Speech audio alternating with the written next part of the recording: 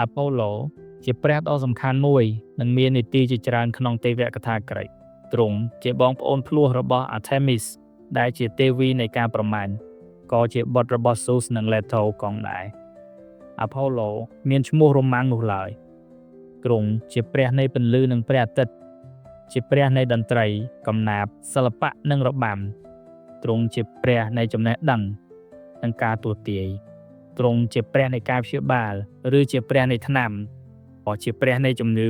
ហើយទ្រង់ក៏ជាព្រះនៃការបរបាញ់ធ្នូផងដែរ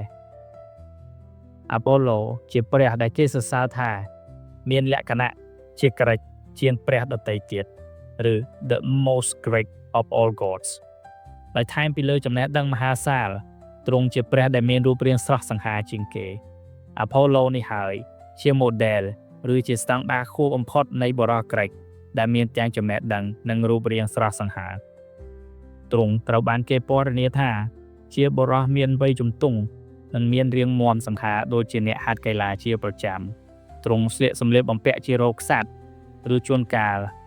ក៏បង្ហាញរូបរាងអាក្រាតកាយផងដែរដែលជាសញ្ញានៃសម្រស់ដ៏ឥតខ្ចោះរបស់ទ្រង់តាមពិតទៅការអាក្រាតកាយនៅក្នុងទេវកថាឬសម័យបុរាណ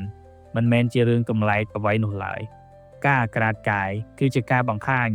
ឬបង្អួតអំពីសម្រស់ដ៏ឥតខ្ចោះឥទ្ធិពលនេះនៅបន្តដូចជាការប្រកួតកីឡាអូឡ িম্প ិកបុរាណមានអត្តពលិកចូលរួមសុទ្ធតែជាមនុស្សប្រុស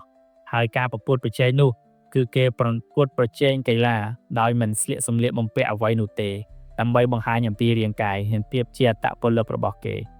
ការអាក្រាតនេះយើងក៏ឃើញនៅក្នុងគំនូរឬចម្លាក់នាសម័យរ៉ូម៉ាំងឬក្រិកបុរាណផងដែរដោយរូបគំនូរនិងចម្លាក់ភាគច្រើនមានរាងអាក្រាតដូចជាគំនូរ The Bird of Venus ឬក៏ដើមកំណើតនៃព្រះនៃក្តីស្រឡាញ់ព្រះនៃក្តីស្រឡាញ់អស់ចេញពីពពុះសមុទ្រមកដោយអាក្រាតកាយឬក៏រូបចម្លាក់ផ្សេងទៀតរបស់មនុស្សប្រុសឬក៏របស់ព្រះដែលមិនបានស្លៀកសម្លៀកបំពាក់អ្វីនោះឡើយជាទូទៅអាប៉ូឡូកាន់ពិណដែលជានិមិត្តសញ្ញានៃតន្ត្រីហើយខ្លះមានកាន់ធ្នូដូច Artemis ផងដែរព្រោះយើងដឹងថាទ្រង់ជាព្រះនៃការបាញ់ធ្នូដើមឈើពិសិដ្ឋរបស់អាប៉ូឡូគឺដើម Laurel ឬដើមរាំងសាបដែលស្លឹកនៃដើមនេះមានសមត្ថភាពនៅក្នុងការព្យាករណ៍ឬទូទាយអនាគតបានព្រះអង្គនេះត្បិតតែមើលទៅជាបរិសុទ្ធដែលឥតខ្ចោះប៉ុន្តែទ្រង់អភ័ព្វស្នេហ៍ដោយហេតុថាអ្នកដែលទ្រង់ស្រឡាញ់ភាគច្រើនមិនស្រឡាញ់ទ្រង់វិញសោះធ្វើឲ្យបរិសុទ្ធសង្ហាដែលពោពេញទៅដោយចំណេះដឹងរូបនេះតែជាបរិសុទ្ធខូចចិត្តទៅវិញរឿងនេះមានដំណាលថានៅថ្ងៃមួយអាប៉ូឡូបានឃើញ Cupid ដែលជាបុត្ររបស់ Aphrodite កំពុងតែបាញ់ព្រួញអាប៉ូឡូក៏ចំអក Cupid ថាទ្រង់អាចបាញ់ព្រួញល្អជាង Cupid ឆ្ងាយណាស់និងចង់ប្រឡងប្រជែងបាញ់ព្រួញជាមួយនឹង Cupid ទៀតផងប៉ុន្តែ